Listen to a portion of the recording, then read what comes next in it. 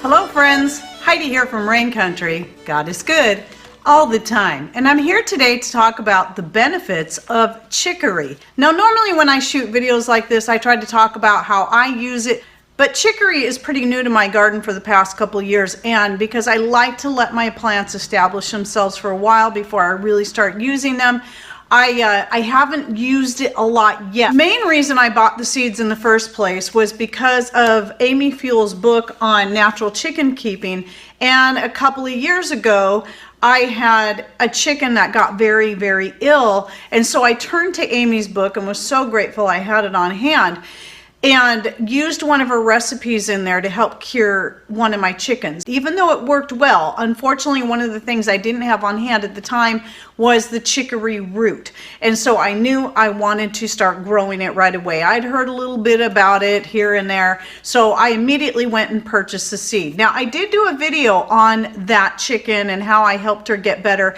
that I'll link to down below if you want to check that out. I knew that because of what I'd read in her natural chicken keeping book about the chicory, that it was something I really wanted to add to my medicinal herb garden, and thus I did. So I have since early in the spring dug up some of the root because I needed to move a couple of my chicory plants that were getting too big for the area that I was growing them in, and did go ahead and chop up and dehydrate the root so I could have it for use as needed. So I haven't done anything with it because I'm just reserving that for our absolute necessity right now. But I have tried the leaves. The parts that are used are the leaves, the roots, and even the flowers. The flowers can be added to salad, and so can the leaves. But keep in mind, both the flowers and the leaves are a bit bitter. The leaves definitely more so. The flowers not very much. So if you're going to add it fresh to a salad, you probably want to go very light-handed. That's what I do when I add dandelion leaves to my salads. But you can also saute up the leaves and use them in like a mixed vegetable blend, or dehydrate them up and add them to your mixed greens blend for some added nutrition. And if you're interested, I do have a video out that's probably at least a year old on the mixed greens blend, the types of things I add to it and how I use it, that I will go ahead and link to down below as well. Now first let's talk about the nutrients that you're going to find in chicory. That's going to be your zinc, your magnesium, manganese, calcium, folic acid, potassium, and vitamins A, B6, C, E, and K. Now let me go ahead and get into the health benefits, but before I do, I should let you know that in most cases, you're going to find most of the benefits in the roots, but the leaves also have quite a bit of benefits, and my guess is that's probably where you're going to find most of your vitamin K as well. So here are the things it can be helpful with, and that is aiding in digestion, improving heart health, reducing arthritis pain. It is a natural anti-inflammatory, anti-parasitic, and antibiotic. It can help aid in weight loss. It can help alleviate constipation. It is great for helping to boost immunity. It helps to relieve anxiety and treat kidney disorders. It helps prevent and manage diabetes, and also is helpful in preventing and fighting cancer, and improves brain health. And the list actually goes on and on. Those were just some of the most common things I could find when I was compiling the information on chicory,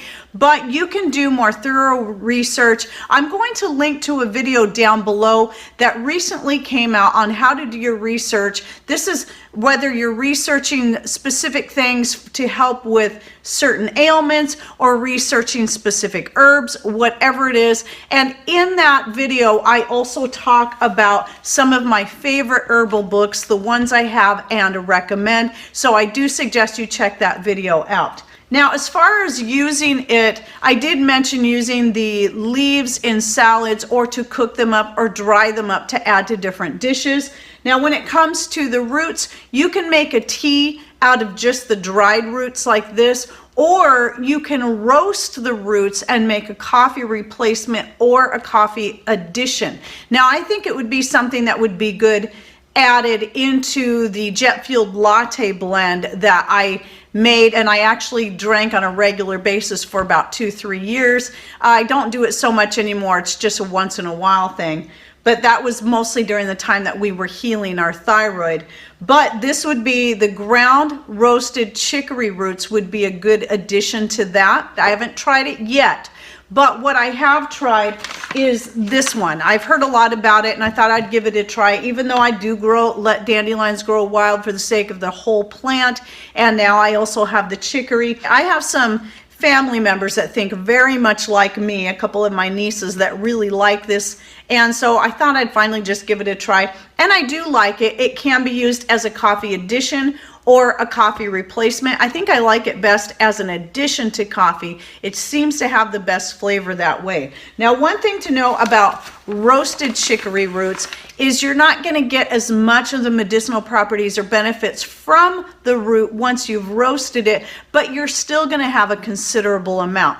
But dehydrating the roots or using them fresh, you're going to get more benefits. That's just going to be pretty much standard all the way across the board, no matter what herb or root you're talking about. You will get most of the benefits by using fresh when you're able. Not everything can or should be used fresh, but if it can, then do so. If it can't, dehydrating it is a good option. It's not going to kill off as many of the nutrients as some people will claim. Usually dehydrating does a better job at leaving behind nutrients and medicinal benefits than something like canning does, because it's not near as high a heat. Remember, when you're dehydrating herbs or even roots, you're not going over 125 degrees. That should be the very max that you're dehydrating anything, really. But when it comes to herbs and more delicate things, you're looking at 110, 115 tops. So that's a fairly low heat and is not likely to kill off much of your nutrients. Now, some people that want to be careful about either the amount they use or even using it all are pregnant women.